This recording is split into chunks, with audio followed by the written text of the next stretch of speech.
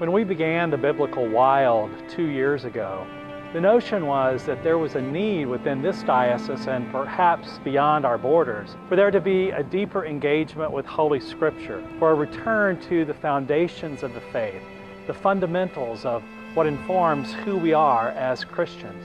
It was also about understanding that the world in which we are living is one that is moving at a rapid pace with changes that happen almost continuously. It's a time when the old ways of being church, of knowing that the church will always be there in the way that it has always been with us, well, those days are gone. And now it's a time when we're not sure who is going to be the church or what the church is going to look like. But what we know is that we're in a time of change, a time of uncertainty,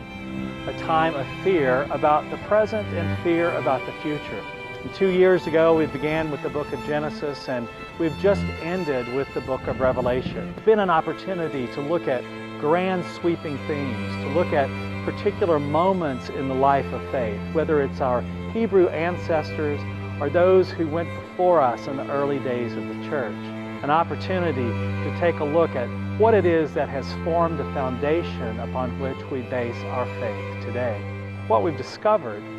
is that at our very heart, we are a people who believe in the promises that God has made to us, the covenant that God has made with us, an opportunity to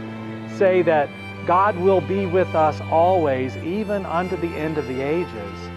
and to live out a life that is about a journey where we know where we are today, but we don't always know what tomorrow is going to bring. And in order for the church and for us as individuals who claim the faith of the church and the claim of the faith that comes through God and Jesus Christ, if we're to do that, we have to remind ourselves of the narrative that is not only our story today, but the story that comes to us from all those generations past,